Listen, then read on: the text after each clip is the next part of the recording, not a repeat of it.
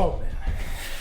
What's up guys, Everything Apple Pro here. Let's get to unboxing the $13,000 iMac Pro. So this one came a little late. Honestly, I've been waiting for it for a while, but now that I've got it, this is fully loaded, maxed out. I'm gonna be using it to its fullest potential, I hope. Let's go ahead and check it out, what it looks like and what kind of performance we can get out of it. And oh my gosh, this is not an easy unboxing to make, honestly. Super wide camera angle lens, definitely needed. All right. Oh boy, there is the unique wallpaper to the iMac Pro. So one thing I'm actually really excited for this computer about is that the speakers have been upgraded greatly from the regular iMac. And I haven't had an iMac, I think, since years ago, but it was part of my setup. I've been editing on a 2017 MacBook Pro and man, it just doesn't cut it. So I'm finally happy that Apple released a competent work-based computer. All right, so here we have the black accessories. Now, funny thing is these go on eBay for like hundreds of dollars for these alone. You can't get them without the iMac Pro, so that's why. Here we've got the black Magic Mouse 2. Oh wow, sleek, but still the flawed design where the charger's on the bottom, but it looks really, really cool. Apple's definition of space gray keeps evolving, that's for sure. And the keyboard, which I don't believe is backlit, unfortunately. Would have been cool. But this is like a 2-year-old keyboard, just in a new color now. So pretty cool, very sleek.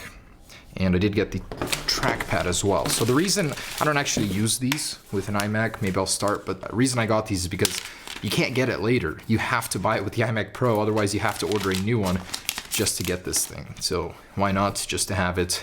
Here is the trackpad, also looking super sleek.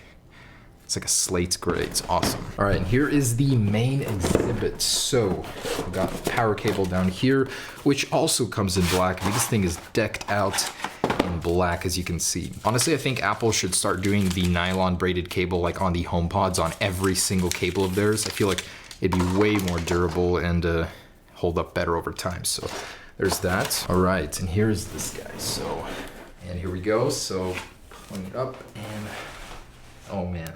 So the one thing that I will say I really wish Apple would do is to update the bezel design. It's the most satisfying part of my workday. Here we go.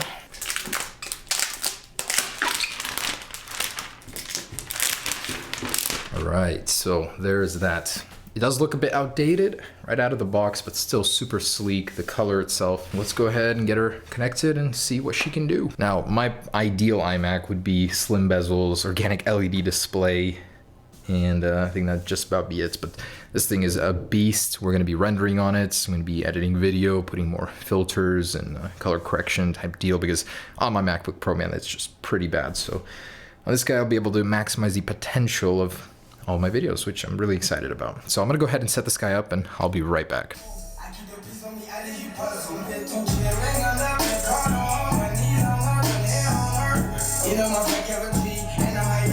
Man, that bass is unreal with 2 HomePods. The only way that you can dual output right now is through iTunes, so I'm able to do that, and the speakers in this thing are pretty impressive. Not much bass, but the mid to highs are pretty dang good. So this setup right here, the sound is unreal, and I cannot wait to use this more. Just the lag is unbearable right now. You click play, especially from a third-party player, and it really takes forever to actually start the signal. So that's really annoying, but it's definitely some of the best audio I've heard when it comes to the highs and mid-tone ranges. And in a smaller room like my office, the bass is really impressive. So next up, I just wanted to run a Geekbench to get some perspective here as far as numbers go. This is the 18 core, so 2.3 gigahertz, pretty low for individual ones, but for rendering, 3D modeling, video editing, it's exactly what you need for the higher output times. And for me, that's pretty much everything. I want to be able to maximize my efficiency potential with this computer. Also, it does have 128 gigabytes of RAM, and it is the 4 terabyte version. So it is absolutely fully loaded here. And the display is the best parts, the 5K, just everything about it is amazing. So here we go. This is the fully loaded GPU as well, by the way. So Radeon Pro Vega 64. All All right, be right back with those numbers. I'm expecting them to be record high, of course. All right, and here's that single core score. So 5,000. It's really hard to believe that my iPhone gets just 1,000 under that one for single. And multi-core score is a fifth about of the iMac Pro. So that is absolutely monstrous. Seriously, can't wait to put this thing to the ultimate test. So that's pretty much it for this video. Just wanted to give you a quick rundown unboxing, but I'm gonna do a gaming video just to see what this thing is capable of in just a minute here. So stay tuned for that, guys. Thanks for watching. Hope you enjoyed this little iMac Pro little look. Even though it's been out for a little while, I'm still super excited about it. Stay tuned for the next one, guys. Peace.